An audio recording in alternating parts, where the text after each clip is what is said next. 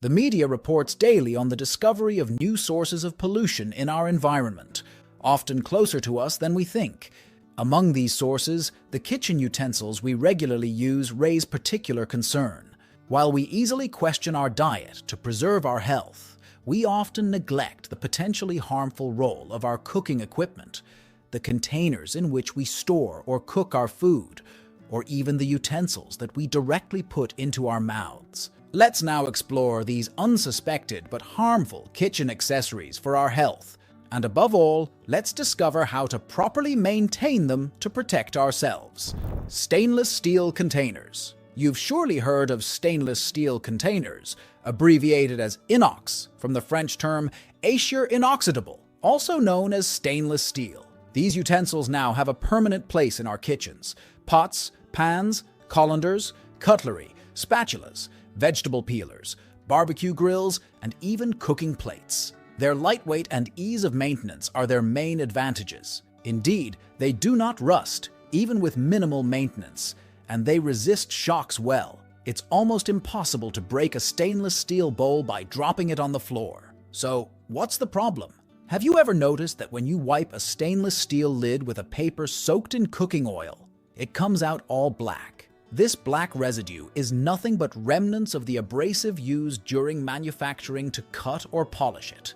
And the problem is that this abrasive is carcinogenic. Its main component, silicon carbide, also known as carborundum, is classified as probably carcinogenic to humans by the International Agency for Research on Cancer. Inhaling this substance through the respiratory tract increases the risk of lung cancer. Therefore, it's evident that we shouldn't ingest it either.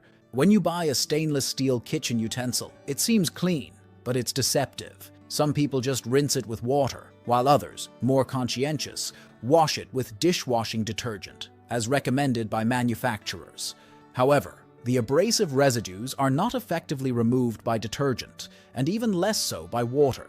On the other hand, oil is a non-polar molecule, just like silicon carbide. It adheres to the abrasive and helps to eliminate it. Before using a new stainless steel utensil, the first step is to soak a cloth or paper towel in cooking oil or any vegetable oil available in your pantry, and use it to completely wipe the utensil, paying particular attention to the corners, like the rim of a pot lid or the blade of a vegetable peeler. Wipe until the cloth no longer comes out black. Then wash the utensil with hot water and soap, rinsing thoroughly. When we acquire kitchen utensils or equipment, we are often poorly informed about how to properly maintain them and the potential risks they may pose to our health if neglected in their maintenance. Melamine dinnerware. Another example is melamine dinnerware. Do you have melamine dinnerware in your kitchen, perhaps for your children or grandchildren? This material, composed of melamine resin, is a type of plastic known for its low cost and durability, making it a popular choice in households and restaurants. Melamine plates are renowned for their sturdiness. However, improper use of melamine dinnerware can lead to the emission of harmful substances that may be responsible for cancers. Melamine resin, derived from the combination of melamine with formaldehyde, a recognized carcinogenic agent, constitutes the base material of this dinnerware. Despite its strength and resistance to shocks, prolonged exposure to heat or repeated use can lead to the formation of microcracks releasing formaldehyde. This compound is now classified in Group 1 of carcinogens by the IARC, meaning it is established as carcinogenic to humans. Long-term exposure to moderate concentrations of formaldehyde, even lower than those causing irritation, can exacerbate asthma symptoms, especially in children and infants, and be associated with other respiratory disorders and allergic sensitivity. High temperatures, such as those in microwaves or ovens, weaken and damage melamine dinnerware, promoting the release of harmful substances. It is strongly advised against reheating food in melamine containers or keeping hot dishes in them. Similarly, using these plates in UV sterilizers for more than 3 hours should be avoided. In professional environments such as restaurants, melamine dinnerware can also react to the acidity of foods like lemon or vinegar. If you notice any signs of discoloration, color change, or cracking on your melamine dinnerware, it is recommended to discard it immediately and replace it. Wooden utensils. Wooden utensils are making a strong comeback in our kitchens, with many of us opting for their environmentally friendly aspect and their ability to create a natural atmosphere in our homes. However, these wooden utensils have major drawbacks that we rarely pay attention to. Wood, with its fibers, has tiny spaces where food residues or grease can easily accumulate, even if it appears clean at first glance. This accumulation promotes the proliferation of bacteria responsible for food poisoning or infections.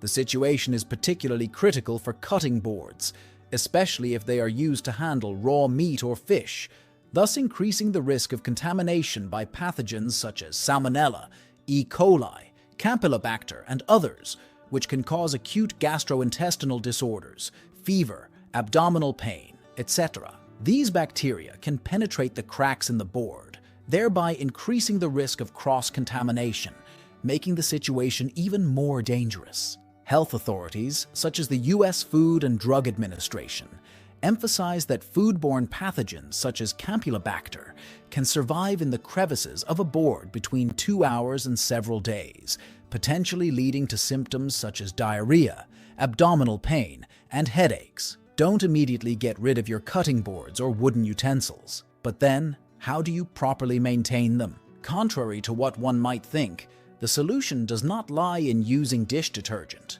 Indeed, detergent may penetrate the cracks and eventually be ingested, which can be harmful. On the other hand, washing with hot water can warp the wood, reducing its durability and promoting the formation of cracks as well as bacterial growth. To keep your wooden utensils in good condition and prolong their lifespan, it is advisable to wash them with cold or lukewarm water using baking soda or vinegar. Preferably use a soft sponge to avoid scratching the wood or damaging the varnish of certain utensils.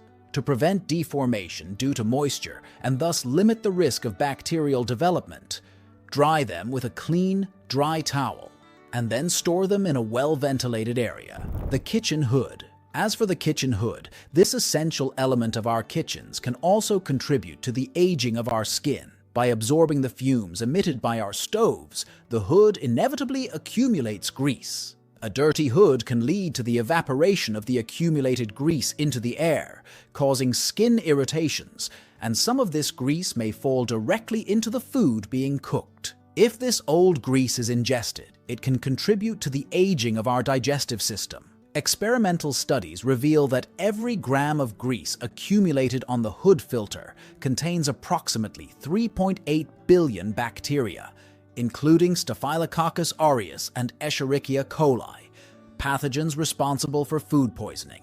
When ingested, these bacteria can trigger various symptoms such as diarrhea, abdominal pain, vomiting, fatigue, and dehydration, as well as more serious conditions such as hemorrhagic colitis and hemolytic uremic syndrome, which can lead to severe kidney damage.